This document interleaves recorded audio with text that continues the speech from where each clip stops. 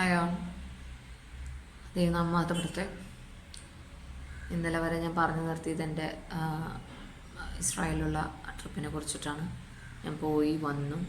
2-3 ദിവസത്തിൻ്റെ ഉള്ളിൽ എനിക്ക് വെല്ലൂർ പോകേണ്ടി വന്നു. വെല്ലൂർ ചെല്ലാൻ പറഞ്ഞിട്ടുണ്ടായിരുന്നു. അപ്പോൾ നോക്കിയപ്പോൾ കൗണ്ട്സൊക്കെ ഡബിളായി. 30,000 പ്ലേറ്റ്ലെറ്റ്സ് ഉണ്ടായിരുന്നത് 60,000 ആയി. 2,000 സംതിങ് ഉണ്ടായിരുന്ന WBC 4,000 ആയി. HP കുറച്ചും കൂടി കൂടി. അപ്പോൾ അത് കണ്ട് ഡോക്ടർ ചോദിച്ചു, ഇസ്രായേലിൽ പോയത് കൊണ്ടാണോ നിനക്ക് ഇത്രയും മാറ്റം ഉണ്ടായെന്ന് ചോദിച്ചു. അപ്പോൾ ഞാൻ പറഞ്ഞു, അത് എൻ്റെ ഇപ്പോൾ രോഗം മാറാൻ നമ്മൾ ഒരിക്കലും ഇസ്രായേലിൽ പോകണ്ട. കാരണം എൻ്റെ യേശു എൻ്റെ കൂടെയുണ്ട്. ആ കർത്താവിൻ്റെ ബൈബിൾ വായിച്ചപ്പോൾ ഉള്ള സ്ഥലങ്ങൾ കാണാൻ അതിൽ ചവിട്ട എന്ന് തന്നെയാണ് എൻ്റെ ആഗ്രഹം. ഞാൻ ഒരിക്കലും എൻ്റെ രോഗം അവിടെ പോയിട്ട് മാറുമെന്ന് പ്രതീക്ഷിച്ചിട്ട് ഞാൻ പോയിട്ടില്ല. ഹോളി ലാൻഡിൽ പോയി ചിലർ അങ്ങനെ വെള്ളത്തിലൊക്കെ മുങ്ങുമ്പോൾ ചിലവരുടെ പ്രതീക്ഷകളാണ്, അതിനൊന്നും എനിക്ക് കുഴപ്പമില്ല. പക്ഷെ എൻ്റെ ഒരു ഇത് അങ്ങനെ തന്നെയാണ്. കാരണം കൂടെ കർത്താവുണ്ട്. കർത്താവിന് രോഗം ജീവനുള്ള കർത്താവിൻ്റെ കൂടെയുണ്ട്. അപ്പോൾ അത് ഞാൻ പറഞ്ഞു. അങ്ങനെ ഡോക്ടർ ഫോട്ടോസൊക്കെ കണ്ട് വളരെ സന്തോഷമായിട്ട് എന്നെ ഞങ്ങൾ മടങ്ങി ഇനി 1 മാസം കഴിഞ്ഞ് വന്നാൽ മതി എന്ന് പറഞ്ഞു. പിന്നെ കുഴപ്പമില്ല, മെയിൻ്റനൻസ് അങ്ങനെയൊക്കെ കുഴപ്പമില്ല, വലിയ സ്റ്റേബിളായിട്ട് കുറച്ച് സ്റ്റേബിളായിട്ട് തന്നെ ഇങ്ങനെ പോയി. അങ്ങനെ ജാനുവരിയിൽ ഹസ്ബൻഡ് വലിയൊരു തീരുമാനം എടുത്തു. ഇനി മസ്കറ്റിൽ നിന്നിട്ട് കാര്യമില്ല, ചാരിറ്റീസും കാര്യങ്ങളൊന്നും കിട്ടുന്നില്ല അവരുടെ കമ്പനി അത്രയും വർഷം ആൾ ഡ്യൂട്ടി ചെയ്തു. വർക്ക് ലോഡ് കൂടുന്നു. പിന്നെ ഞാനും മക്കളും അരിയത്തില്ല, ഇനി വരില്ല എന്നുള്ളൊരു അവസ്ഥയാണ്. അപ്പം പിന്നെ ആളങ്ങനെ നാട്ടിലേക്ക് വന്നു. ജാനുവരിയിലേക്ക് വന്നു. ജാനുവരി, ഫെബ്രുവരി, മാർച്ചൊക്കെ ആയപ്പം കൗണ്ട് കുറഞ്ഞു തുടങ്ങി. അങ്ങനെ ഞങ്ങൾ പോയപ്പോൾ ഡോക്ടർ പറഞ്ഞു, ഒരു ബോൺ മാരോ ടെസ്റ്റ് ഒന്ന് ചെയ്യാം എന്ന് പറഞ്ഞ് ടെസ്റ്റ് ചെയ്തു. അപ്പോഴാണ് ഞാൻ ഇതൊക്കെ പറഞ്ഞതാണ് മുന്നത്തെ 3rd 4th വീഡിയോസിൽ ഞാൻ കുറച്ച് ഇത് അറിയാതെ പറഞ്ഞു പോയിട്ടുണ്ട്. എൻ്റെ ആ ഒരു ജിജ്ഞാസ കൊണ്ട് ഞാൻ പറഞ്ഞു പോയി കാര്യങ്ങളാണ്. അത് ചിലവർക്ക് ഇനി ബോറിംഗ് ആവും വീണ്ടും പറയുമ്പോൾ. ഞാൻ വിട്ടുപോയ കാര്യങ്ങൾ മാത്രം പറഞ്ഞ് അവസാനിപ്പിക്കാം. അങ്ങനെ ഞങ്ങൾ ഡോക്ടർ പറയാണ്, റിസൾട്ട് അറിയാൻ ഞാൻ ഡാഡിയുടെ കൂടെ വന്നു. ചേട്ടൻ ഒരു കമ്പനിയിൽ ജോലിക്ക് കയറിയിരുന്നു. അങ്ങനെ റിസൾട്ട് അറിയാൻ ഞങ്ങൾ വന്നപ്പം ഡോക്ടർ പറഞ്ഞു റിലാപ്സ് ആയിട്ടുണ്ട് എന്നുള്ള കാര്യങ്ങൾ. അപ്പോൾ യു നീഡ് മണി ട്രാൻസ്പ്ലാന്റ് അല്ല ക്വിൻസി, നമുക്ക് മണിയാണ് ആവശ്യം. അപ്പം ഞാൻ ഡോക്ടറോട് പറഞ്ഞു, ഡോക്ടറെ ഇത്രയും വർഷമായിട്ട് ഞാൻ ഈ ഹോസ്പിറ്റലിലേക്ക് എത്ര സ്പെൻഡ് ചെയ്യണമെന്ന് ഡോക്ടർ അറിയുന്നില്ല. അത് ദൈവം ഓരോ വ്യക്തിയിലൂടെ ഓരോ ചാരിറ്റീസിലൂടെ ഒക്കെ നടത്തി തന്നു. എനിക്ക് എന്ന് പറയാൻ ഒന്നുമില്ല, എൻ്റെ പേരിൽ ഒന്നുമില്ല. ക്ലിയർ ആയിട്ടുള്ളൊരു കാര്യം, എൻ്റെ ബാങ്ക് അക്കൗണ്ട് നോക്കിയാൽ ഒരു 500 രൂപ അതിങ്ങനെ സ്റ്റേബിളാക്കി വെക്കണം, അല്ലെങ്കിൽ ഒരു 1000 രൂപ അതിങ്ങനെ പോവാതെ നിൽക്കണമല്ലോ എന്ന് ഓർത്തിട്ട് ഇട്ട എമൗണ്ട് ഉണ്ടാവുള്ളൂ. പിന്നെ എൻ്റെ ഹസ്ബൻഡിനെ സമ്പാദ്യം എന്ന് പറയാനൊന്നുമില്ല. പക്ഷെ ഒരു വീട് ഞങ്ങൾ ലോൺ എടുത്തിട്ടാണ് പണിതത്. പക്ഷെ ദൈവകൃപയാൽ വീടിൻ്റെ പൈസയൊക്കെ അടച്ച് അവരുടെ തറവാട് വിറ്റ് ഞങ്ങൾക്കതൊക്കെ ലോണ് അടയ്ക്കാൻ പറ്റി. അപ്പോൾ ഞങ്ങൾക്കൊരു ആൾക്ക് ഇത്രയും വർഷം ആൾ ഉണ്ടാക്കിയ സമ്പാദ്യം ഒരു വീടാണ്. പിന്നെ എൻ്റെ ഡാഡിയുടെ കയ്യിലായാലും ഒരു വീട് തന്നെ ആളുടെ പഴയ വർഷങ്ങളിൽ. അപ്പോൾ ഇനി അതുമ്മയാണ് തുടർന്നത്. ആരോടും ചോദിക്കാൻ പറ്റില്ല, 2ാമത്തെ ആയാലും. പക്ഷേ ഡോക്ടറെ, ഇത് ഞാൻ ഇവിടെ വന്ന് ട്രാൻസ്പ്ലാന്റ് ത്രൂ ആണ് എൻ്റെ അസുഖം മാറ്റാൻ കർത്താവ് ഉദ്ദേശിക്കുകയാണെങ്കിൽ, അല്ലെങ്കിൽ എന്നെ ഇവിടെ നിർത്താൻ ദൈവത്തിന് പർപ്പസ് ഉണ്ടെങ്കിൽ, ഞാൻ വന്നിരിക്കുന്നത് എൻ്റെ കാണുന്ന ഡാഡിയുടെ കൂടെയല്ല.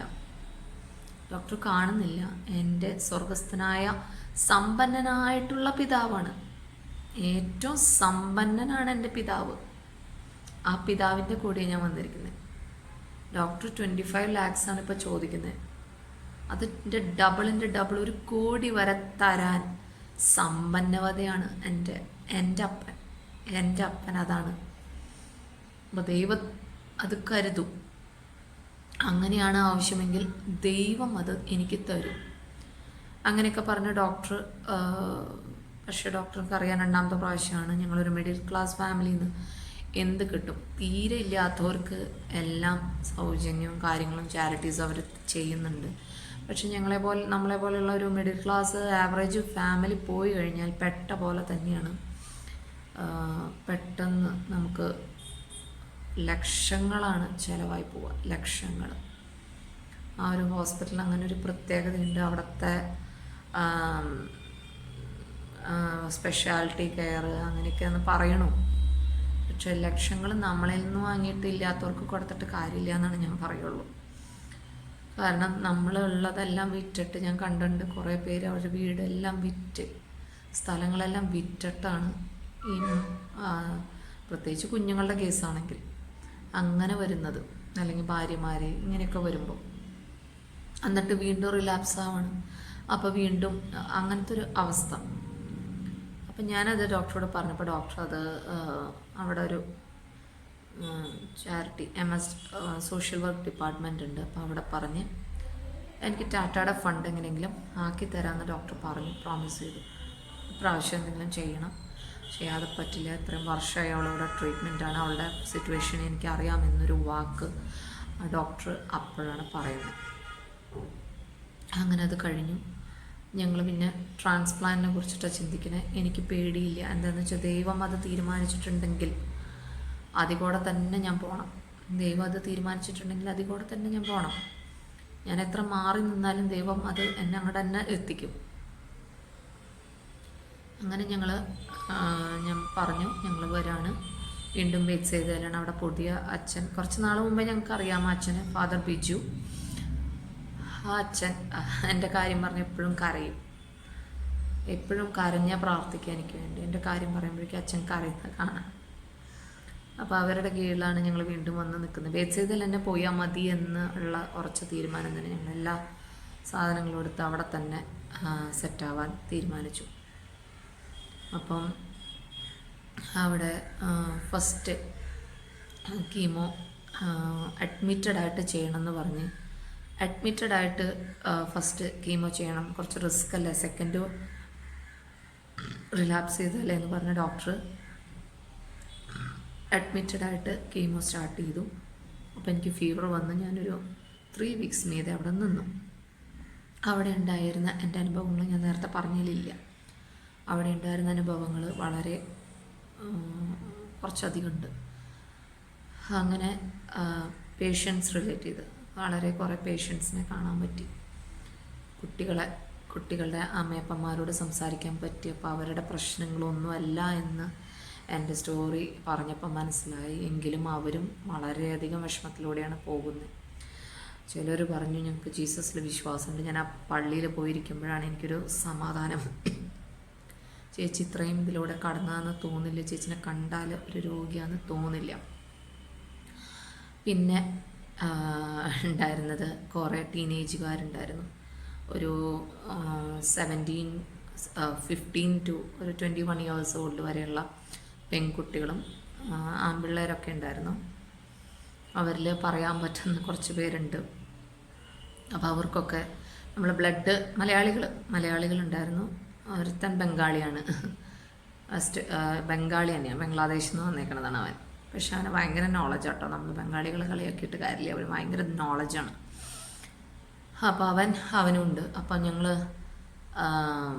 എനിക്ക് ബ്ലഡ് ട്രാൻസ്ഫ്യൂഷനൊക്കെ ആയിട്ട് അങ്ങനെയൊക്കെ വരുമ്പോഴാണ് അവിടെ ഒ പിയിൽ വരുമ്പോഴാണ് അങ്ങനെ ചാൻസ് കിട്ടി ഇവരൊക്കെ കാണാൻ. 2 പേരുകൾ ഞാൻ പറയുന്നില്ല, അവരവിടെ ഇരിക്കുന്നുണ്ട്. അവർ ലേഡീസ്, പിള്ളേർ അവിടെ ഇരിക്കുന്നുണ്ട്. അപ്പോൾ അവരിങ്ങനെ ചോദിച്ച് പിടിച്ചു വന്നപ്പോൾ ചേച്ചിക്ക് എന്താണ്, അങ്ങനെ മലയാളികളല്ലേ, അപ്പം അങ്ങനെ സംസാരിച്ചു വന്നപ്പോഴാണ് ഇതൊക്കെ ഞാനിങ്ങനെയൊക്കെ പറയുന്നത്. അപ്പോൾ അവർ പറഞ്ഞു അവരുടെ ഫസ്റ്റ് ട്രാൻസ്പ്ലാന്റാണ്. മറ്റാൾക്ക് ട്രാൻസ്പ്ലാന്റ് പറഞ്ഞിട്ടില്ല, കീമോസ് മാത്രമേ പറഞ്ഞിട്ടുള്ളൂ. അപ്പോൾ അവരൊക്കെ മുടി പോയി. അപ്പോഴാണ് എൻ്റെ മുടി ഒക്കെ കാണുന്നത്. അപ്പോൾ വളരെയധികം സന്തോഷം. അപ്പോൾ ചേച്ചിക്ക് ഇത്ര നല്ല മുടി വന്നൂലേ. അപ്പം എല്ലാവരും ആ ഒരു വേ ഓഫ് തിങ്കിങ് അതാണ്, മുടി വന്നൂലേ, ചേച്ചിക്ക് ഇത്രയും മുടി വന്നൂലേ. അപ്പം ഞങ്ങൾക്കും വരും, ഇത് പോയാലും വരും. പിന്നെ കളറ് അതൊക്കെ വരില്ല ചേച്ചി തിരിച്ച്. വിശ്വസിച്ച് പ്രാർത്ഥിക്കുക. നിങ്ങളെല്ലാം ദൈവത്തിന് കൊടുക്കുക. ദൈവം തരുന്നതല്ലേ നമുക്ക് നമ്മുടെ കയ്യിലുള്ളൂ, വേറൊന്നും ആരും തരുന്നതല്ലല്ലോ. ഒരു ഇഞ്ചക്ഷൻ കൊണ്ടോ പറയാലോ, എത്രയോ പേര്, ഞാൻ ബ്ലെയിം ചെയ്യല്ല, വീണ്ടും ഞാൻ പറയുന്നു, എത്രയോ പേര് പൈസ സ്പെൻഡ് ചെയ്ത്, മെയിൻലി ഫിലിം സ്റ്റാർസൊക്കെ സ്പെൻഡ് ചെയ്ത് ഇഞ്ചക്ഷനൊക്കെ കയറ്റി അവരുടെ സ്കിൻ കളറും അവരുടെ ഫേഷ്യലിലെ കാര്യങ്ങളും ഇതെല്ലാം മാറ്റുന്ന കാലഘട്ടത്തിലാണ് നമ്മൾ നിൽക്കുന്നത്. പക്ഷെ ആരും ചിന്തിക്കുന്നില്ല, ഇതെല്ലാം ദൈവം തന്ന സംഭവത്തിനെയാണ് ഞാൻ മാറ്റുന്നത്.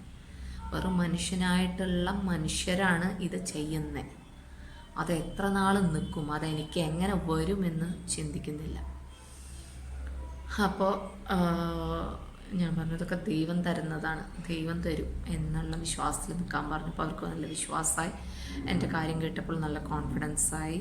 അപ്പോൾ അവരിതുവരെ BMT ബോൺമാരോ അതിലൊരു കുട്ടിക്ക് വേണമെന്ന് പറഞ്ഞിട്ടുണ്ട്. അവളുടെ പേര് മെർലിയ എന്നാണ്. അവൾ എൻ്റെ ബെസ്റ്റ് ഫ്രണ്ടായിട്ട് തീർന്നു. അവൾക്ക് 21 years ആയിട്ടുള്ള 3 വയസ്സുള്ള മകനുണ്ട്. അതുപോലെ വേറൊരു ലേഡീനെ കണ്ടുമുട്ടിയതാണ് സുനി മോള്. ആള് തെക്ക് നാട്ടിലെ ഏരിയയിൽ നിന്ന് വന്നതാണ്. അവളും നല്ല തമാശയും അങ്ങനെ ഒരു നേഴ്സും കൂടിയാണ്.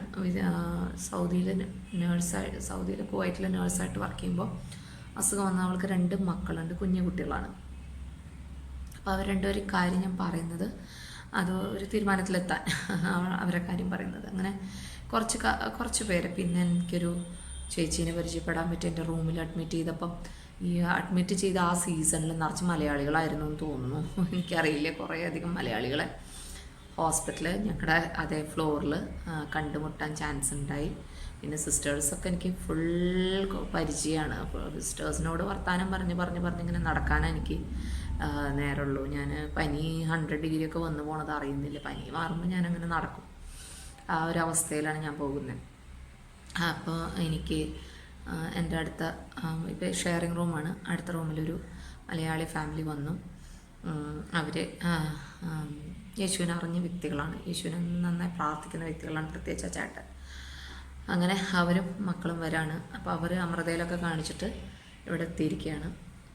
ട്രാൻസ്പ്ലാന്റ് വേണമെന്ന് ഡോക്ടർ വിക്രം പറഞ്ഞ് ഇരിക്കുകയാണ്. അതേ ഒരു കീമോ കൊടുത്തു. ആ കീമോ ഭയങ്കര സൈഡ് എഫക്റ്റ് ആയിരുന്നു ചേച്ചിയിൽ വന്നത്. ഭയങ്കര ബുദ്ധിമുട്ടിലൂടെ പോയി, ICU വരെ പോയി. അപ്പം ഞാൻ എന്താണെന്ന് വെച്ച് കഴിഞ്ഞാൽ, ഞാൻ ഇരിക്കുന്ന എൻ്റെ റൂമിൽ, എൻ്റെ ആ ഒരു എൻ്റെ ബെഡിൽ ഇരുന്ന് ഞാൻ പ്രാർത്ഥിക്കുമ്പോൾ ഒരു മലയാണ് എനിക്ക് കാണാറ്, ജല്ലയോടെ. എനിക്ക് ജല്ലയുടെ സൈഡാണ് കിട്ടിയത്. അപ്പം മലയിൽ നോക്കി ഞാനിങ്ങനെ പ്രാർത്ഥിക്കും, എൻ്റെ യേശുപ്പച്ച, അങ്ങ് പർവ്വതങ്ങളിൽ വസിക്കുന്നവനാകുന്നു കർത്താവ്, യഹോവയായ ദൈവം പർവ്വതങ്ങളിൽ വസിക്കുന്ന കർത്താവ്. ഞാൻ അങ്ങോട്ട് നോക്കിയിട്ടാണ് പ്രാർത്ഥിക്കുന്നത്.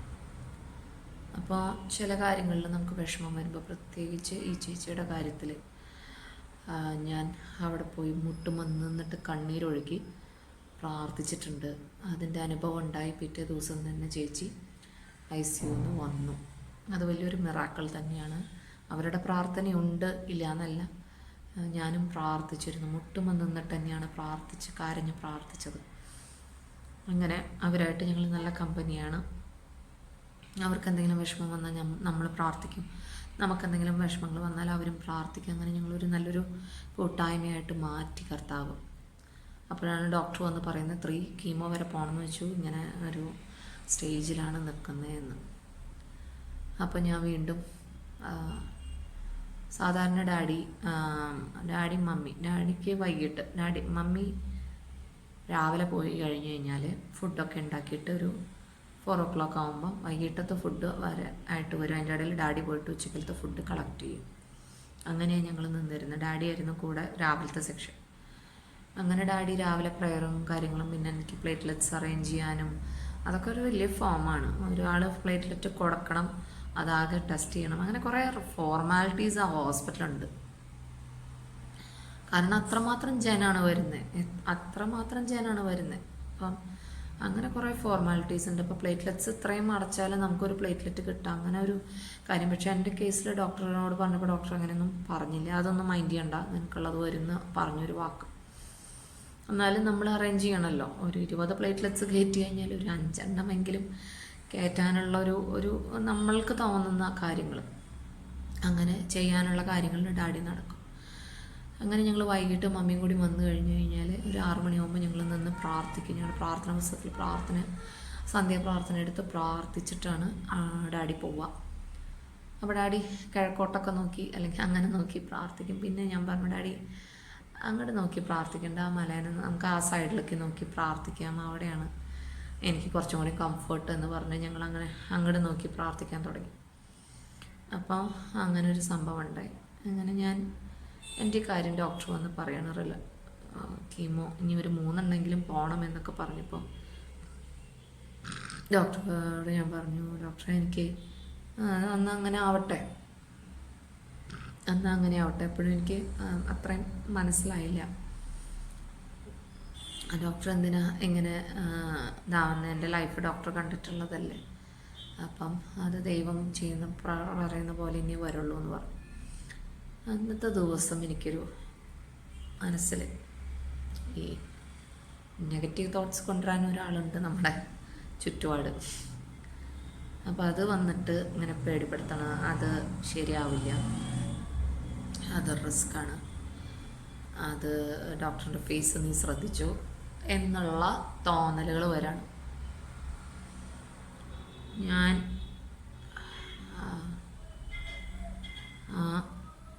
അവിടുത്തെ മമ്മി കിടക്കുന്ന സൈഡ് ബെഡിൻ്റെ അവിടെ നിന്ന് മുട്ടുമ്പോൾ നിന്ന് പ്രാർത്ഥിച്ചു, എൻ്റെ പിതാവേ, ഈ കൊണ്ടുവന്ന നെഗറ്റീവ് തോട്ട്സ് അങ്ങല്ല, ആ കൊണ്ടുവരുന്നവനെ ശ്വാസിക്കണേ, എന്നിലുള്ള ഭയം, എൻ്റെ അകത്ത് ഭയം കൊണ്ടുവരാണ് കർത്താവേ, ആ ഭയം അങ്ങ് കൊണ്ടുവരുന്നതല്ല, എൻ്റെ യേശു കൂടെ ഉള്ളത് കൊണ്ട് ഞാൻ എന്തിനു ഭയപ്പെടുന്നു കർത്താവേ.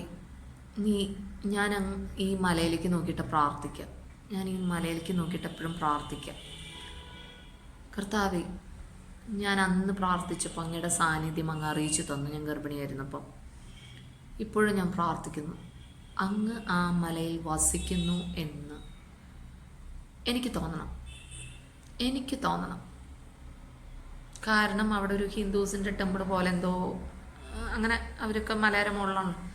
അപ്പോൾ എനിക്ക് തോന്നുക അങ്ങനെ അങ്ങ് അതിൻ്റെ മുകളിൽ ഉണ്ട് എന്നുള്ള ഉറപ്പ് എനിക്ക് നൽകുക.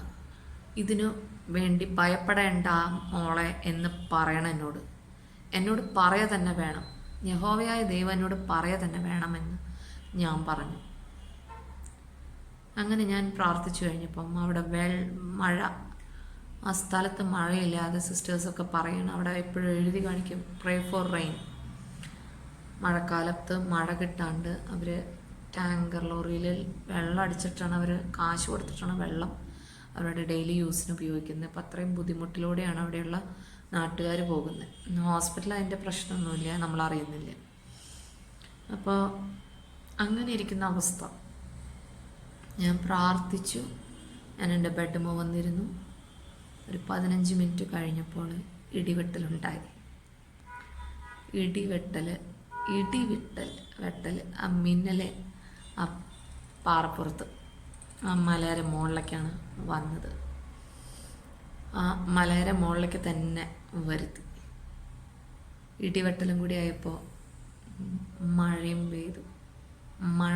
മഴ കാണാൻ സിസ്റ്റേഴ്സ്, അവിടുത്തെ ആൾക്കാരൊക്കെ ജെല്ലാരം അവിടെ വന്ന് നിൽക്കുമായിരുന്നു, അത്രയും ചൂടായിരുന്നു അവിടെ. അപ്പോൾ ആ ഒരു അത്ഭുതം ദൈവം എനിക്ക് കാണിച്ചു തന്നു. ഭയപ്പെടേണ്ട, നീ മുന്നോട്ട് പൊക്കോ, ഞാനുണ്ട്, നീ ഉറപ്പും ധൈര്യവും ഉള്ളവളായിട്ട് ഇരിക്കുക, ഞാൻ നിൻ്റെ കൂടെയുണ്ട് എന്നുള്ള ഉറപ്പ് അന്ന് എനിക്ക് ദൈവം തന്നു. അതിന് ദൈവത്തിന് വീണ്ടും നന്ദി പറയുന്നു. ഞാൻ ചോദിക്കുമ്പോൾ അത് ദൈവം കാണിച്ചു തരുന്ന കൃപയ്ക്ക് നന്ദി പറയുന്നു. അങ്ങനൊരു അനുഭവം എനിക്ക് അവിടെ ഉണ്ടായി.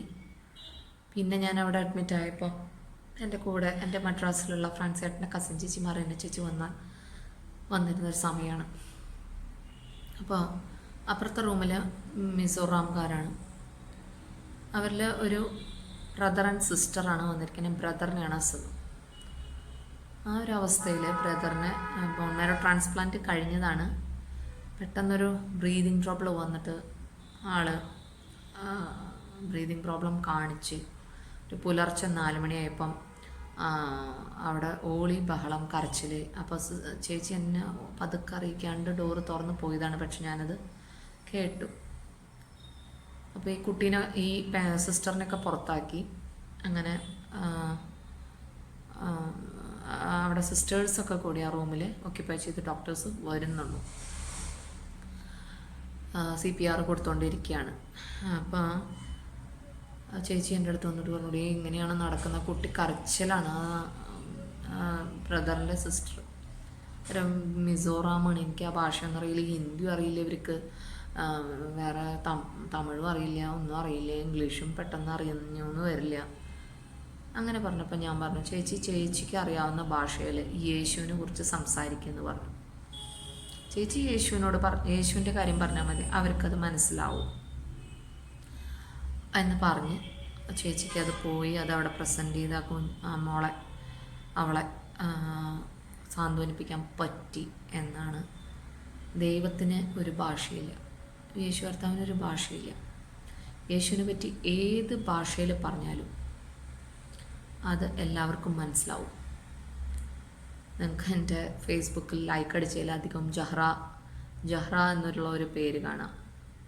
അവൾ ആസാമിലാണ്, അവളുടെ സ്ഥലം മ്യാൻമാറാണ്. അവൾ മുറി ഇംഗ്ലീഷ് അറിയുള്ളൂ, ലാംഗ്വേജിൻ്റെ ബുദ്ധിമുട്ടുള്ള ആളാണ്. പക്ഷെ എന്നെ ഫൈറ്റർ എന്നാണ് പറയാറ്. കുറച്ച് കാര്യങ്ങൾ ഞാൻ പറയുന്നത് മനസ്സിലാവുള്ളൂ.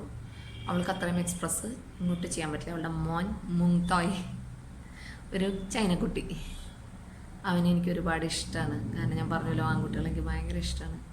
അവന് 5 വയസ്സായിട്ടുള്ളൂ. അപ്പോൾ അപ്പോൾ ഞാൻ പറഞ്ഞത് അവരോടും പറഞ്ഞപ്പോൾ അവർ എൻ്റെ ഈ വീഡിയോസിന് ലൈക്ക് അടിക്കുന്നുണ്ട്. ഞാൻ മലയാളത്തിലാണ് പറയുന്നത്, ഓർക്കണം. ഞാൻ മലയാളത്തിലാണ് എൻ്റെ യേശുപ്പച്ചനെ കുറിച്ച് പറയുന്നത്. പക്ഷേ നിങ്ങൾക്ക് ആ പേര് അതിൽ കാണാൻ പറ്റും, ഫേസ്ബുക്കിൽ ജഹ്റ. അപ്പോൾ അത് ലൈക്ക് അടിക്കുന്നത് കർത്താവിൻ്റെ പ്രവർത്തനമാണ്. കർത്താവിനെ പറ്റിയാണ് ഞാൻ പറയണതെന്ന് അവൾക്ക് നന്നായിട്ട് അറിയാം. അപ്പോൾ യേശുവിന് ഭാഷയില്ല, യേശുവിനെ പറ്റി പറയുന്നിടത്ത് ഭാഷയില്ല. അങ്ങനെയാണ് കുറച്ച് കാര്യങ്ങൾ നടന്നു പോയത്. പിന്നെ വേറെ റൂമിൽ പോയപ്പോൾ എനിക്കൊരു മോളുടെ കൂടെ ഒരു ചോട്ടയുടെ കൂടെ ഭയങ്കര ബ്രേവ് ഗേളാണ് അവൾ. 3 ഇയേഴ്സ് കഴിഞ്ഞിട്ടുള്ളൂ അവൾക്ക്. അവർ കുവൈറ്റിൽ നിന്ന് വന്നിട്ടുള്ളവരാണ്. അവൾക്കും ന്യൂട്രോഫിനിക്കാണ്. ഭയങ്കര കോംപ്ലിക്കേഷനോട് കൂടിയാണ് അവൾ വന്നത്. ആ കുഞ്ഞ് വളരെയധികം വേദനകൾ തിന്നിട്ടുണ്ട്, വളരെയധികം വേദനകൾ. രാത്രിയിലൊക്കെ കരഞ്ഞ് ചില മരുന്നുകൾ കയറ്റുമ്പോഴുള്ള ബുദ്ധിമുട്ടുകൾ, കുട്ടിക്ക് ചില സിറപ്പുകൾ കഴിക്കണം, അത് ടേസ്റ്റ് ഉണ്ടാവില്ല. കുട്ടികളെ സംബന്ധിച്ച് അതാണ് ഭയങ്കര ബുദ്ധിമുട്ടാണ്. എന്നാലും അവളത് കോപ്പറേറ്റ് ചെയ്യാറുണ്ട്. ഭക്ഷണം കഴിക്കാനും ഈ മടിയാണ്. എങ്കിലും ഞാനും അവളും പെട്ടെന്ന് തന്നെ കമ്പനിയായി. അപ്പോൾ അങ്ങനത്തെ ഒരു കുഞ്ഞിനെ ഞാൻ പരിചയപ്പെടാനിടയായി, അവരുടെ ഫാമിലീനെ പരിചയപ്പെടാനിടയായി. അവൾക്കും ഈ കീമോസാണ് പറഞ്ഞിരിക്കുന്നത്. പിന്നെ അടുത്ത് വേറൊരു മോളുണ്ടായിരുന്നു. അപ്പോൾ അവളും ഒരു 3 വയസ്സിൻ്റെ പ്രായമാണ്. അവളും ഈ ഒരു സിറ്റുവേഷനിലൂടെ കടന്നു പോവാണ്.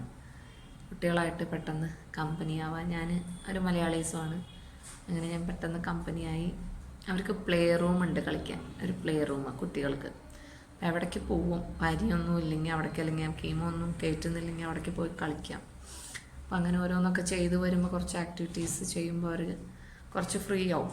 ഈ ഹോസ്പിറ്റലിൻ്റെ അതേ ബെഡിൽ കിടന്നിട്ട് മടുപ്പ് തോന്നിക്കും ശരിക്കും. അങ്ങനെ പിന്നെ വേറെ ഫാമിലീസ്, അങ്ങനെ കുറേ ഫാമിലീസ് മലയാളീസിൽ പരിചയപ്പെടാൻ പറ്റി. അങ്ങനെ ഞാൻ പറഞ്ഞല്ലോ, സെക്കൻഡ് കീമോ അധികം ചെയ്യാൻ പറ്റിയില്ല. സെക്കൻഡ് കീമോ ചെയ്യുമ്പോൾ എൻ്റെ ഒരു കസിൻ ചേച്ചി വന്നു. അപ്പോഴാണ് അവിടുത്തെ സിറ്റുവേഷൻസ് അറിയുമ്പോൾ അവരുടെ നന്മകളെ ഓർത്ത് ദൈവത്തിനോട് നന്ദി പറയുന്നത്. അത് പുറത്തുനിന്ന് ഒരാൾ വന്ന് ഇവിടുത്തെ അവസ്ഥ കാണുമ്പോൾ തന്നെയാണ് ദൈവം നമുക്ക് തന്ന നന്മകൾ എത്രത്തോളാണെന്ന് തിരിച്ചറിയുന്നത്. അപ്പം അങ്ങനെ ഒരു ആൾക്ക് ചാൻസ് ഉണ്ടായി. പിന്നെ എൻ്റെ കസിൻ ബ്രദേഴ്സ് അവരെല്ലാവരും അത് തന്നെയാണ് പറഞ്ഞിരുന്നത്. അങ്ങനെ ഡാഡിയുടെ ബോൺ മാരോ ട്രാൻസ്പ്ലാന്റ് നടന്നു. ബോൺ മാരോ ട്രാൻസ്പ്ലാന്റ് നടന്ന കാര്യങ്ങളൊക്കെ ഞാൻ പറഞ്ഞു. എനിക്ക് ഫീവർ വെച്ചിട്ട് ഞാൻ ICUയിലേക്ക് പോയി. ഞാൻ പിന്നെ കേൾക്കുന്നത് ഭാഷകളും കാര്യങ്ങളൊക്കെ വ്യത്യാസമാണ്. ഹിന്ദിയൊക്കെ കേൾക്കുന്നത്. അപ്പോൾ അവിടുത്തെ ഇതിൽ കുറച്ച് നേരം എൻ്റെ മമ്മീനെയോ എൻ്റെ സിസ്റ്റർ അനീത്തി ഉണ്ടായിരുന്നു, അവളിനെ കേട്ടു. അപ്പോൾ പിന്നെ ചേട്ടനെ, അപ്പം ഞാനിങ്ങനെ പറയേണ്ടത് ഹിന്ദി പറയണല്ലോ, അപ്പുറത്ത് ഹിന്ദിക്കാരെ കിടക്കണേ, ഒന്നും കേൾക്കില്ല, ഒന്നും കേൾക്കില്ല. നമുക്കൊരു ചെറിയ റൂമാണ്, മാസ്കൊക്കെ ഇട്ടിട്ടുണ്ട്. അപ്പം ഞാൻ എൻ്റെ മമ്മിയോട് പറഞ്ഞു, മമ്മി ഇപ്പുറത്ത് കണ്ടോ, ഇത് എന്താണെന്നറിയാം മമ്മിക്ക് മുകളിലത്തെ സംഭവം? വെന്റിലേറ്റർ അങ്ങനെയൊക്കെ പറഞ്ഞു. അത്രയും പറഞ്ഞ് പിന്നെ പറയുന്ന കാര്യങ്ങളൊന്നും എനിക്ക് ഓർമ്മയില്ല. അവർ വന്ന് പ്രാർത്ഥിച്ച് പോകും. പിന്നെയാണ് എൻ്റെ സിറ്റുവേഷൻ വേഴ്സ്റ്റായി. എനിക്ക് എൻ്റെ കണ്ണിൻ്റെ കാര്യം ഞാൻ നേരത്തെ പറഞ്ഞിട്ടുണ്ട്. എൻ്റെ പ്ലേറ്റ്ലെറ്റ് ഡൗൺ ആയിട്ട് കണ്ണ് വീർത്തു വന്നു. ബ്ലഡായിരുന്നു, ഫുൾ ബ്ലഡിൽ, കണ്ണിൽ നോക്കാൻ പറ്റില്ല. ഞാനങ്ങനെ ഗോഗിൾസൊക്കെ ഇട്ട കിടന്നതെന്ന് ഞാൻ പിന്നീടാണ് അറിഞ്ഞത്. ഗോഗിൾസ് സിസ്റ്ററോട് ഫ്രാൻസിയേട്ടൻ ചോദിച്ചപ്പോഴാണ് ഞാൻ ആ സാധനമൊക്കെ ഇട്ടിട്ടാണോ കിടന്നത്, അത്രയും പോലും ലൈറ്റ് വരരുത് എന്ന് വെച്ചിട്ട് മരുന്നൊക്കെ പരത്തിയിട്ടാണ് ഞാൻ കിടന്നിരുന്നത്. അപ്പോൾ ഞാൻ കിടക്കുമ്പോൾ ഞാൻ ഏതോ ഒരു സ്ഥലത്താണ്, ഞാൻ കിടക്കുന്ന സ്ഥലം ഹോസ്പിറ്റലല്ല, ഏതോ ഒരു മരത്തിൻ്റെ മുകളിലൊക്കെ പോയി ഏതോ ഒരു അത്രയും പോകുന്ന ഹൈറ്റിൽ ഞാൻ ഇരിക്കുകയാണ്, ചാരി ഇരിക്കുകയാണെന്നുള്ളൊരു തോന്നലാണ്. എനിക്ക് കിടക്കാൻ പറ്റിയിരുന്നില്ല, കുറച്ച് ചാരിയിട്ട് തന്നെയാണ്, കംഫർട്ടായിരുന്നില്ല ഒട്ടും ഇരിക്കുന്ന അവസ്ഥ. അങ്ങനെ അപ്പോൾ ആ ഒരു പ്രോസസ്സിലൂടെ പെട്ടെന്ന് പോയി. പിന്നെ അവിടെ നിന്ന് വേഴ്സ്റ്റായി. അപ്പം ഞാൻ അതിൻ്റെ ഇടയിൽ ഡോക്ടർ വിക്രമനെ വിളിച്ചു. ഡോക്ടർ പറഞ്ഞു ഇങ്ങനെ പോകാതെ പറ്റില്ല, അവർ തരുന്ന മരുന്നുകൾ ആവട്ടെ, ധൈര്യമായിട്ടിരിക്കുക, നമുക്ക് മാക്സിമം തരാവുന്ന മരുന്നുകൾ അവർ തരുന്നുണ്ട് കേട്ടോ എന്ന് പറഞ്ഞു. അപ്പോൾ ഡോക്ടർ സുബ്രഹ്മണ്യം എന്ന് പറഞ്ഞുള്ള ഒരു ഡോക്ടറാണ് ICUവിൻ്റെ ചാർജ്. പിന്നെ ഡോക്ടർ ലൂയി, ഇവരൊക്കെ പറയുന്നത്, ഇവരെ പറ്റി ഇപ്പം എൻ്റെ വീഡിയോസ് കാണുന്നവർ അവരെ പറ്റി അറിഞ്ഞിരിക്കാനാണ്. CMCയിൽ പേഷ്യൻസ് ആയിട്ടുള്ളവരാണ് കുറേ പേര് എൻ്റെ വീഡിയോസ് കാണുന്നത്. അപ്പോൾ അവർക്ക് ഞാൻ പറഞ്ഞു കൊടുക്കുന്നതാണ്. ഡോക്ടർ ലൂയി എന്ന് പറഞ്ഞിട്ട് ഒരു ലേഡി ഡോക്ടർ മിസോറാം എന്നുണ്ട്. അപ്പോൾ ഈ ഡോക്ടർ സുബ്രഹ്മണ്യം വരുമ്പോൾ എന്തോ ഒരു പ്രത്യേകതയാണ്, ഭയങ്കര പ്രത്യേകതയാണ്. അപ്പം ഞാനിങ്ങനെ പറഞ്ഞു തുടങ്ങി, ഐ ലൈക്ക് യു ഇങ്ങനെ പറഞ്ഞു തുടങ്ങി.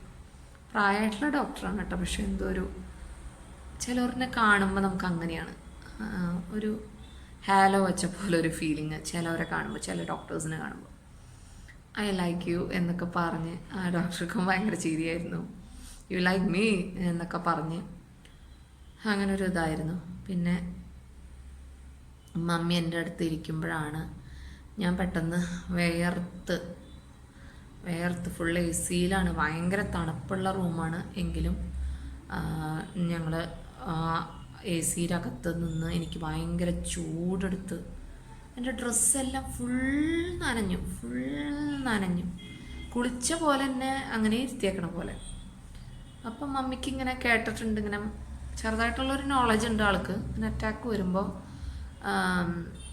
ഇങ്ങനെ വിയർക്കും എന്നുള്ളൊരു ഇത്. അപ്പോൾ സിസ്റ്റർ തൊട്ടപ്പുറത്ത് തന്നെ ഇരിക്കുന്നുണ്ട് കേട്ടോ, തൊട്ടപ്പുറത്ത്. അപ്പോൾ സിസ്റ്റർ ഇങ്ങനെ ഇവള് ചെയ്യുന്നുണ്ടല്ലോ, അപ്പോൾ ആവുമല്ലോ എന്ന് പറഞ്ഞ് സിസ്റ്റർ വേഗം തുടച്ച് എടുത്തപ്പോഴേക്കും ഞാൻ ബ്രീതിങ്ങിൻ്റെ അത് കാണിച്ചു തുടങ്ങിയപ്പോൾ ഡോക്ടറെ വിളിക്കുക എന്ന് പറഞ്ഞു. അങ്ങനെ ഡോക്ടറെ വിളിച്ച് മമ്മീനെ പുറത്താക്കി. ഡോക്ടർ നോക്കിയപ്പം എൻ്റെ വൈറ്റൽസ് നോക്കിയപ്പം എന്താ സംഭവം എന്ന് പിടികിട്ടി. അങ്ങനെ ഒരു കാർഡിയാക് അറസ്റ്റ് വന്നതാണ്. പിന്നെ ഞാൻ നോക്കുമ്പോൾ ഈ ഡോക്ടറൊക്കെ എൻ്റെ മുകളിൽ കുത്തിയിരിക്കുന്നുണ്ട്. അങ്ങനെ പക്ഷെ പിന്നെ എനിക്ക് ബ്രീതിങ്ങിൻ്റെ ഒരു ബുദ്ധിമുട്ട് വല്ലാണ്ട് വന്ന് ഡോക്ടർ സുബ്രഹ്മണ്യം വന്നപ്പോൾ ഞാൻ ഭയങ്കര ഹാപ്പിയായിട്ട് ഞാൻ പറയാം, ഞാൻ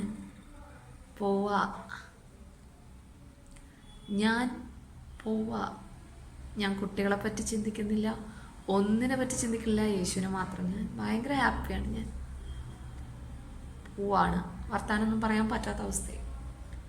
no no no no no you can go, you can give up എന്ന് പറഞ്ഞിട്ട് ഡോക്ടർ പറഞ്ഞു, you have 2 daughters, you have to leave for them എന്നൊക്കെ പറഞ്ഞ ഭാഷയോടുകൂടി ഞാൻ എൻ്റെ കണ്ണ് അടയ്ക്കുകയാണ്.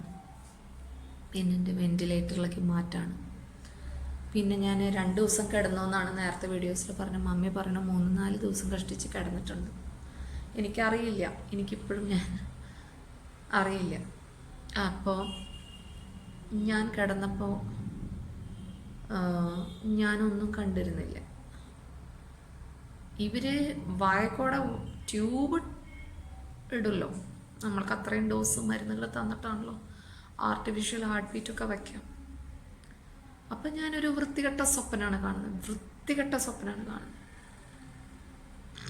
അതെനിക്ക് ഓർമ്മയുണ്ട്. ഭയങ്കരമായിട്ട് എൻ്റെ ചങ്കിനിടിക്കണോണോ, കഴുത്തിൽ വന്ന് എന്തോ ഒരു മെഷീൻ പ്രസ് ചെയ്യുന്ന ഒരു എഫക്റ്റൊക്കെ എനിക്ക് വന്നു. പിന്നെ എനിക്ക് ഓർമ്മയില്ല. പിന്നെ എനിക്ക് 2 ദിവസമൊക്കെ കഴിഞ്ഞ് ഞാൻ പറഞ്ഞു, എൻ്റെ അനിയത്തിയൊക്കെ വന്ന്. മമ്മിക്കൊക്കെ കാണാൻ പറ്റാത്തൊരു സിറ്റുവേഷൻ തന്നെയായിരുന്നു.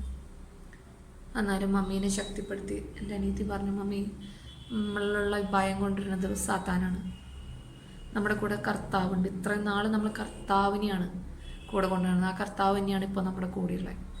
ഭയം എന്ന് പറയുന്നത് വേണ്ട എന്ന് പറഞ്ഞു. പിന്നെ മമ്മിക്കൊരു ഹോപ്പായി. മമ്മി പ്രയറും കാര്യങ്ങളിലേക്ക് വീണ്ടും എന്താണെന്ന് വെച്ചാൽ കർത്താവ് പ്രവർത്തിക്കട്ടെ എന്നുള്ള തീരുമാനം.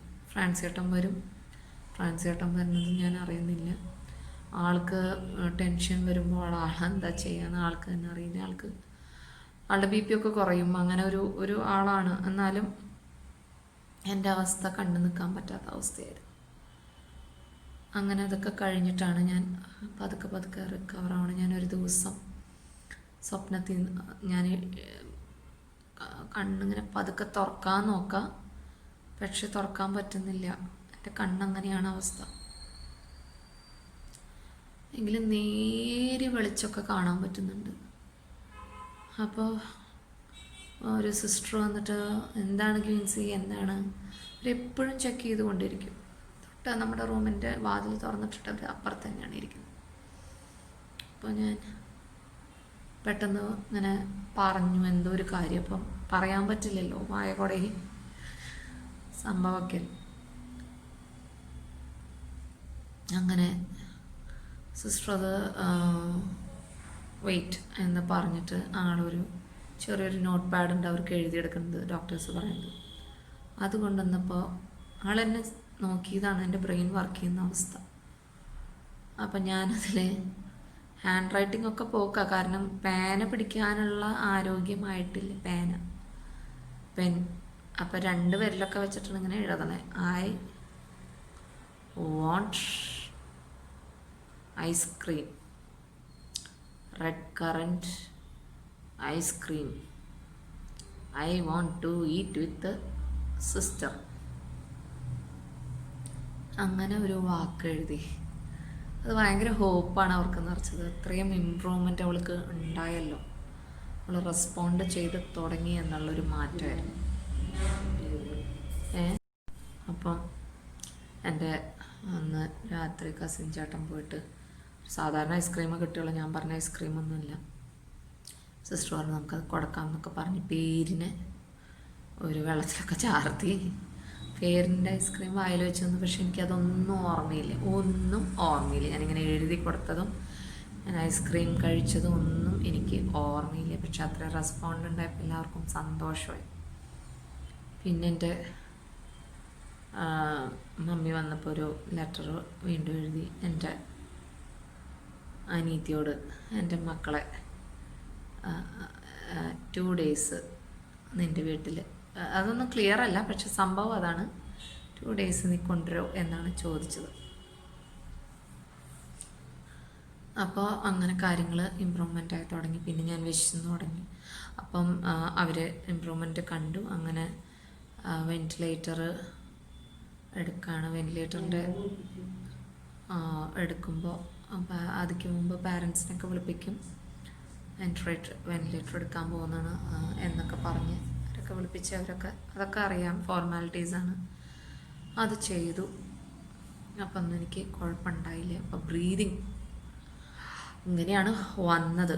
അപ്പോൾ അതിനെ ഹാർഡ് മാസ്ക് ഉണ്ട്, ഹാർഡ് മാസ്ക് എന്ന് പറഞ്ഞുള്ള മാസ്ക് അതിട്ട് തന്നു.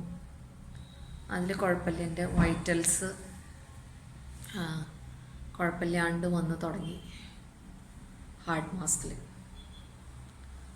അങ്ങനെ ആ മാസ്ക് ഇട്ടുകൊണ്ടാണ്, ആ മാസ്ക് ഇടുമ്പോൾ അതിൻ്റെ ബുദ്ധിമുട്ട് കർത്താവിന് എനിക്കറിയുള്ളൂ. ആ മാസ്ക് ഇട്ട് നമ്മൾ ശ്വസിക്കുന്ന ഒരു മരുന്നും കൂടി ഉണ്ടായില്ല. 4 hours കണ്ടിന്യൂസ് നമ്മളത് ബ്രീത് ചെയ്തുകൊണ്ട് ഇരിക്കുന്ന ആ മരുന്ന് നമ്മുടെ ബോഡിയിലേക്ക് കയറുന്നത്. അതിൻ്റെ ചെയ്യുമ്പോൾ നമ്മുടെ ഉള്ളിലുള്ള കഫമൊക്കെ വരാണ്, തുപ്പാൻ വരെ അവർ സമ്മതിക്കും. മീൻസ് അത് തുറന്നാൽ അതിൻ്റെ എഫക്റ്റ് പോകുന്നതാണ് അവർ പറയുന്നത്.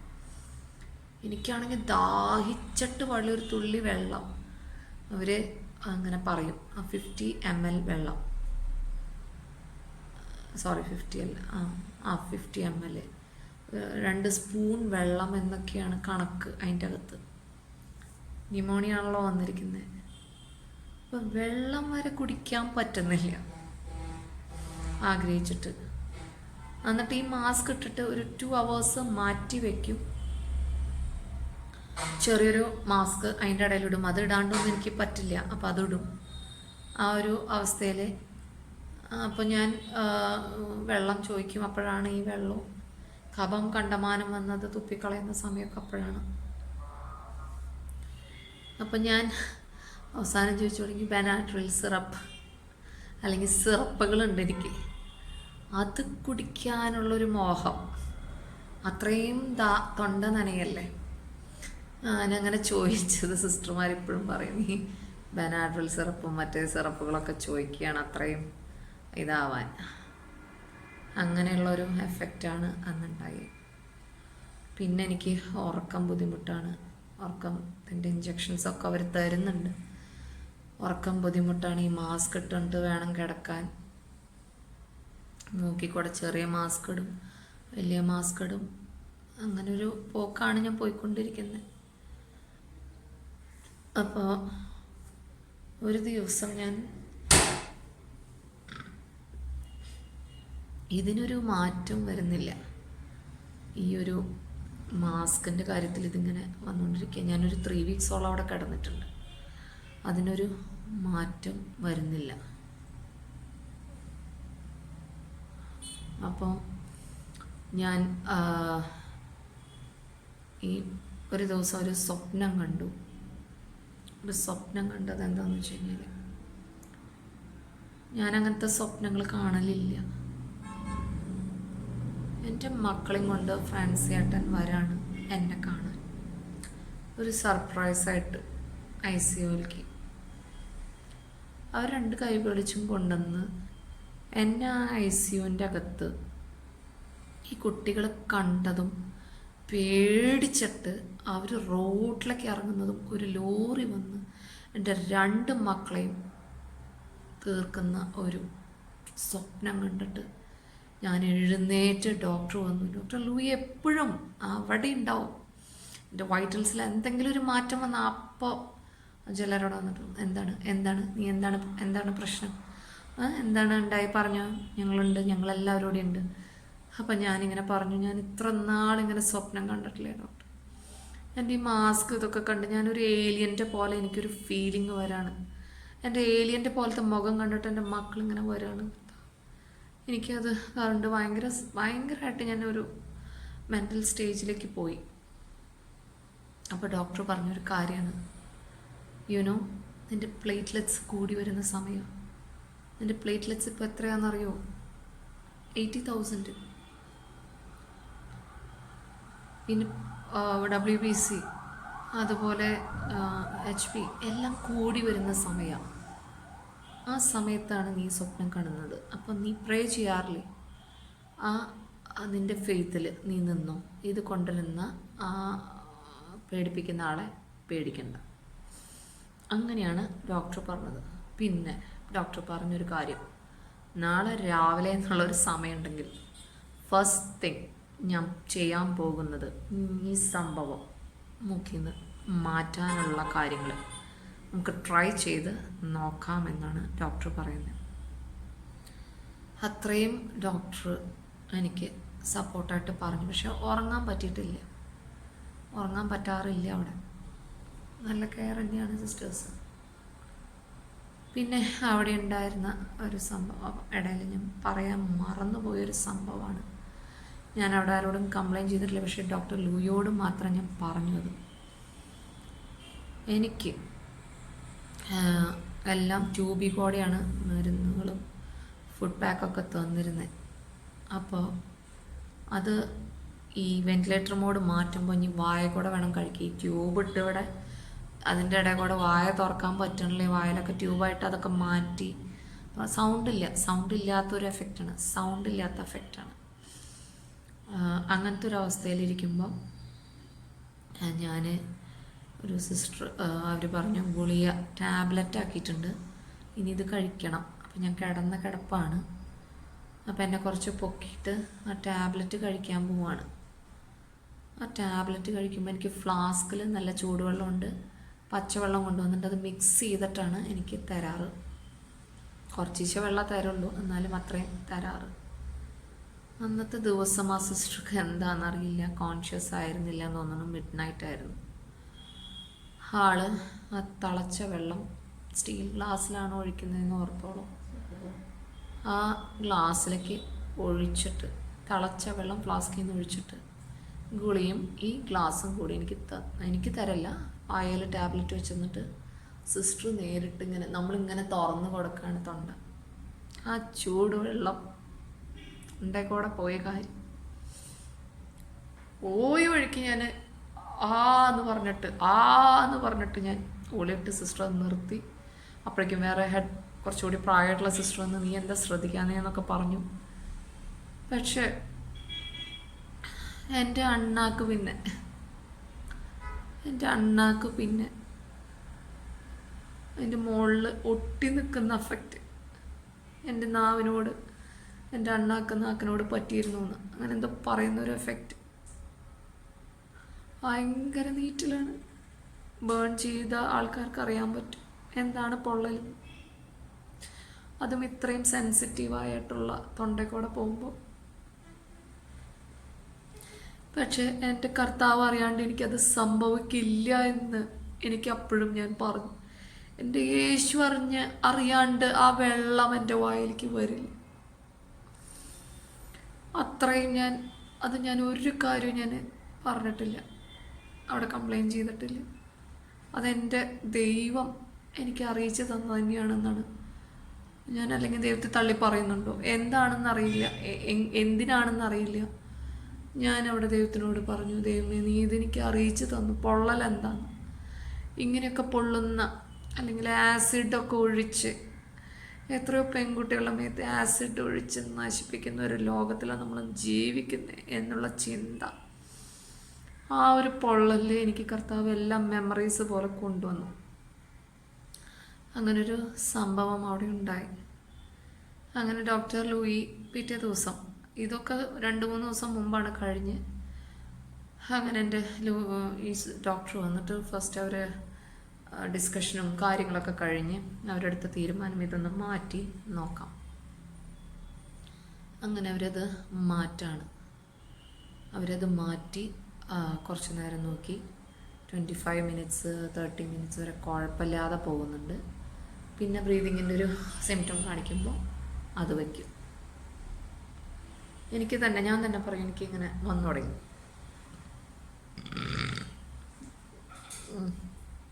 അങ്ങനെ വീണ്ടും ഇതുപോലെ തന്നെ മാറ്റി മാറ്റി മാറ്റി മാറ്റി കുറച്ചുകൂടി ഗ്യാപ്പ് ഇങ്ങനെ കൂടി വന്നു. പെട്ടെന്നായിരുന്നു പിന്നെയും ഇമ്പ്രൂവ്മെൻറ്റ്. പിന്നെ ഡോക്ടർ മെയിൽ നേഴ്സുണ്ട് ശരവണൻ. അവരൊക്കെ എനിക്ക് ബ്രദേഴ്സിനെ പോലെയാണ്.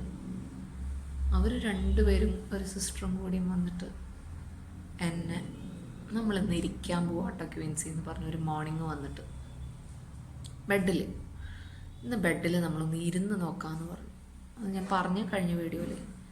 ഒരിക്കൽ പോലും നമുക്ക് പറ്റില്ല. എന്താണെന്ന് വെച്ച് കഴിഞ്ഞാൽ മമ്മി വന്നപ്പോൾ ഞാൻ ഈ പൊള്ളലിൻ്റെ കാര്യം അറിയിക്കാൻ വേണ്ടിയിട്ട് മൊബൈല് പിടിച്ച് ഞാൻ പറയാൻ പറ്റണില്ല. എൻ്റെ സൗണ്ട് പോയി, എൻ്റെ തൊണ്ടയൊക്കെ പോയി കിടക്കല്ലേ. അപ്പോൾ എനിക്ക് പറയാൻ പറ്റില്ല. അപ്പോൾ ടൈപ്പ് ചെയ്ത് മമ്മീനെ മനസ്സിലാക്കാമെന്ന് വെച്ചപ്പോൾ മൊബൈൽ പിടിക്കാൻ പറ്റുന്നില്ല. കുഞ്ഞുങ്ങളുടെ കൈ പോലെയാണ്, അത്രയും വെയിറ്റ് പോലും നമ്മുടെ കൈക്ക് പറ്റുന്നില്ല. അങ്ങനെ ഞാൻ മമ്മിക്ക് ടൈപ്പ് ചെയ്ത് കൊടുക്കുക ചെയ്തേ. മമ്മി എൻ്റെ വായ അങ്ങനെ സിസ്റ്റർ ചൂടുവെള്ളം തിളച്ച വെള്ളം ഒഴിച്ചു. പൊള്ളിയിട്ടിരിക്കണ വായ വേദന എണ്ണ തേച്ച് താന്നാണ് ഞാൻ അടിച്ചു. മമ്മിക്ക് വളരെ പ്രയാസമായി എന്താ മോളെ അങ്ങനെ അത് എണ്ണയാണ് കൂടുതൽ പറ്റുന്നത്, വെളിച്ചെണ്ണ. എനിക്ക് എന്ത് മരുന്ന് അവർ പരട്ടിയാലും എനിക്ക് ആ എണ്ണ പരട്ടുമ്പോഴാണ് കുറച്ചും കൂടി മാറ്റെടുക്കാൻ സമയമെടുത്തു. എങ്കിലും അത് ദൈവം അതൊക്കെ മാറ്റി തന്നു. ഞാൻ ഒരിക്കൽ പോലും വിചാരിച്ചിട്ടില്ല ഇനി അത് അതുപോലത്തെ സ്ഥിതിയിൽ അതൊക്കെ മാറ്റി തന്നു. അങ്ങനെ ഈ ഡോക്ടർ വന്ന് എന്നെ ഇരുത്താനുള്ള ശ്രമം. അങ്ങനെ അവർ ചാരി ഇരുന്ന പോസിൽ നിന്ന് തന്നെ പതുക്കെ കൊണ്ടുവന്നു എന്നെ ഇങ്ങനെ ഇരുത്തിയപ്പോൾ ഒരു ശ്വാസം അവിടെ നിന്ന് പോവാണ്. ദൈവം വീണ്ടും തരുന്ന ശ്വാസം. അപ്പോൾ ഒരു അവസ്ഥയിലേക്ക് എത്തിച്ചു. ഞാൻ കരയായിരുന്നു. ഞാൻ അവരോടൊക്കെ താങ്ക്സ് ഡോക്ടർ എന്ന് പറഞ്ഞ് കെട്ടിപ്പിടിക്കായിരുന്നു. എനിക്ക് ഇരിക്കാൻ പറ്റില്ല. അപ്പോൾ ഡോക്ടർ പറഞ്ഞു, നാളെ നമ്മൾ ചെയറിൽ ഇരിക്കാൻ പോവാണ്. ഞാനുണ്ടോ ചെയറിൽ ഇരിക്കാൻ പോവാണെന്ന് പറഞ്ഞു. അത്രയും കോൺഫിഡൻസോട് കൂടിയ നല്ല 2 ഡോക്ടറും മെയിൽ നേഴ്സിനെയും ദൈവം ഒരുക്കി തന്നു. ഞാൻ ചെയറിലാണ്. എനിക്ക് അത്രയും വിശ്വസിക്കാൻ പോലും പറ്റുന്നില്ല. എന്നാലും അങ്ങനെയൊക്കെ ചെയറിലിരുന്നു. അപ്പോഴാണ് ഡോക്ടർ വിക്രം വരുന്നതും ദൈവത്തിനെ മഹത്വപ്പെടുത്തുന്നതും പിന്നീടുള്ള കാര്യങ്ങൾ. അപ്പം ഞാൻ എൻ്റെ ബ്രീതിങ്ങിൻ്റെ ആ ഒരു എഫക്റ്റിലിരിക്കുമ്പോൾ ഞാനൊരു കാഴ്ച എനിക്കിങ്ങനെ കണ്ണ് ഈ പറഞ്ഞ പോലെയാണ് ആയിട്ടില്ല. അപ്പം ഞാൻ അവിടെ ഒരു ചെയറുണ്ട്, അതിൻ്റെ മീതെ തുണികളായിരിക്കും ഇട്ടുണ്ടാവുക. സിസ്റ്റർമാരിടുന്ന ഗൗണാണോ ഞാനിട്ട ഗൗണ് അവിടെ വെച്ചതാണോ എന്ന് എനിക്കറിയില്ല. എങ്ങനെ വേണമെങ്കിലും എടുക്കാം. പക്ഷെ ഞാൻ കാണുന്നത് എൻ്റെ യേശപ്പച്ചൻ അവിടെ ഇങ്ങനെ കൊമ്പിട്ടിരുന്ന് ശ്വാസം ഇങ്ങനെ വലിക്കുകയാണ്. അപ്പോൾ എൻ്റെ കൂടെ ഇരുന്ന് എൻ്റെ അതേ സിറ്റുവേഷൻ ഹാൻഡിൽ ചെയ്യാൻ എൻ്റെ യേശപ്പച്ചനെ പറ്റുള്ള ആ ഭാരം എൻ്റെ യേശപ്പച്ചൻ എടുക്കുകയാണ്. അതാണ് എനിക്ക് ആദ്യം നിന്നും മനസ്സിലായി. ഞാൻ നോക്കിയപ്പോൾ എനിക്ക് ഫീൽ ചെയ്ത ആ ഒരു സംഭവമാണിത്. ഇങ്ങനെ എന്ന് കാണിച്ച് ശ്വാസം വലിക്കുന്ന ഒരു യേശു സൈഡിൽ നിന്നുള്ള ഒരു വെള്ള വസ്ത്രം ധരിച്ചിട്ട് ആ ഒരു ചിന്ത എന്നിൽ കൊണ്ടുവന്നു. പിന്നെ ഇമ്പ്രൂവ്മെൻ്റായി.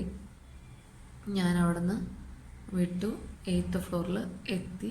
ഇനി ബാക്കി നാളെ പറയാം.